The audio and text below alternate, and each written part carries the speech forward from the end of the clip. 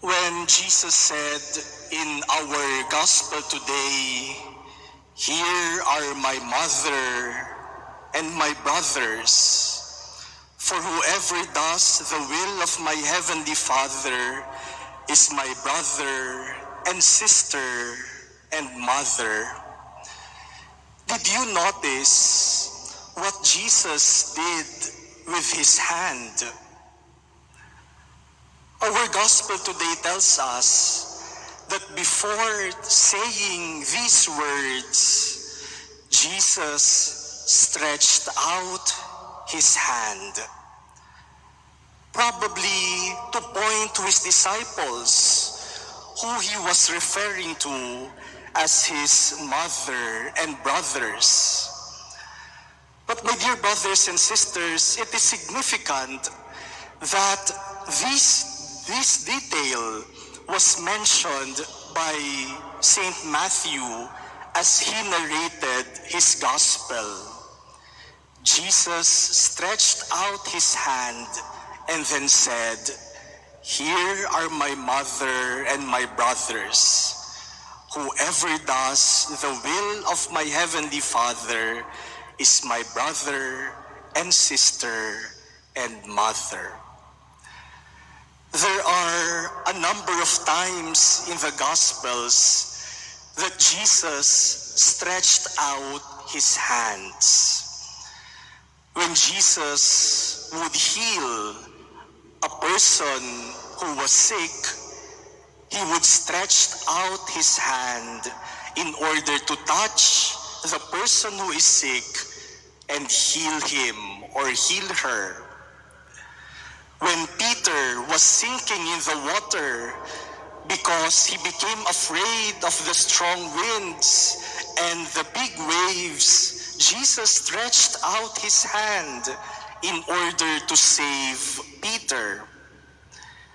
And on Calvary, Jesus stretched out his hands to be crucified on the cross, to show the greatness of his love for us. And in our gospel today, we hear again Jesus stretching out his hand. But the act of stretching out his hand in the gospel today is a preparation to a stretching of a definition of what a family is. As Jesus stretched out his hand, he also stretched what family means. Jesus is saying family is not just about common lineage. Family is not only about common parents or common ancestry. Family is not just about having the same blood, based on blood. There is more to family than these. Jesus said, if you do the will of the Father, then you become family. If you do the will of the Father, then you belong to my family. By saying this, Jesus was stretching the meaning of family. Hindi lang yung magkakadugo ang magkakapamilya. Hindi lamang yung may pare-parehong apelyido ang magkakapamilya. Nilawakan ni Jesus ang pangunawa sa salitang pamilya. Basta sinusunod mo ang kalooban ng Diyos, bahagi ka ng pamilya ni Jesus. Jesus stretched out his hand and then stretched the meaning of the word family.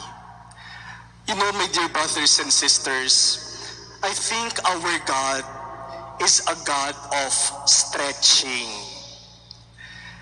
God stretches his hands in order to heal, to restore, to save, to help, to serve, and to show his love.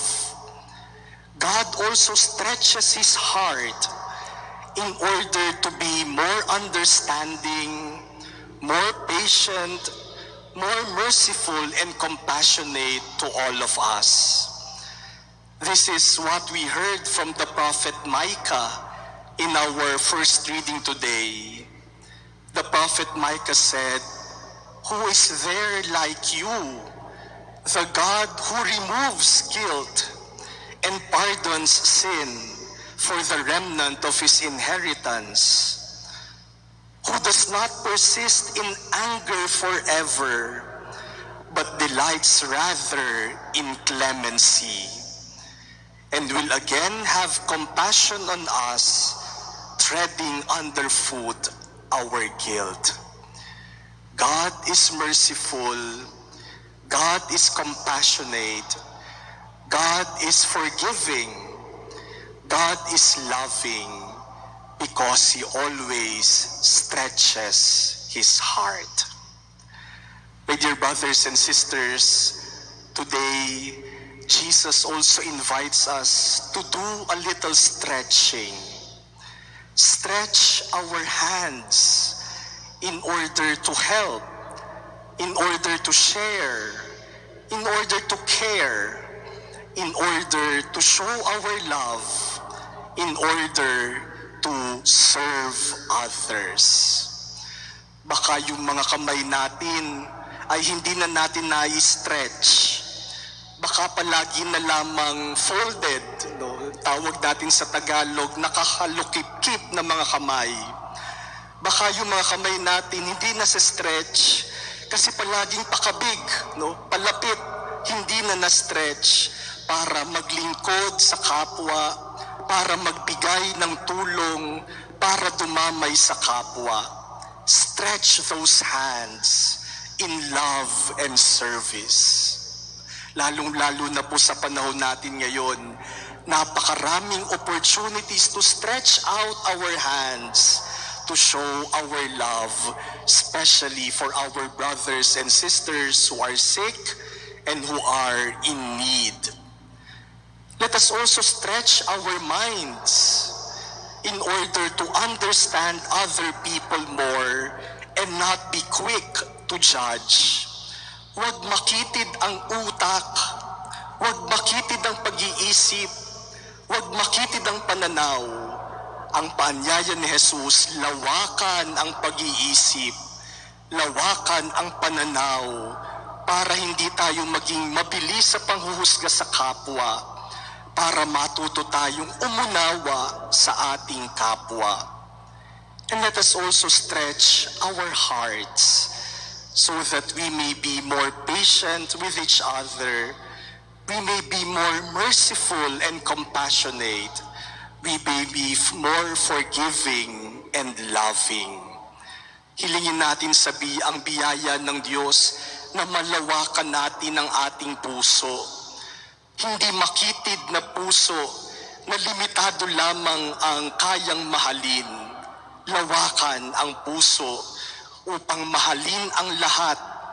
Lawakan ng puso para malawak din ang pasensya, hindi maikling pasensya sa ating kapwa. Lawakan ng ating puso para matuto tayong mahabag, magkaroon ng awa, magpatawad at magmahal sa ating kapwa. Stretch our hands, stretch our minds, stretch our hearts. Today, my dear brothers and sisters, Jesus invites us. Let us do a little stretching.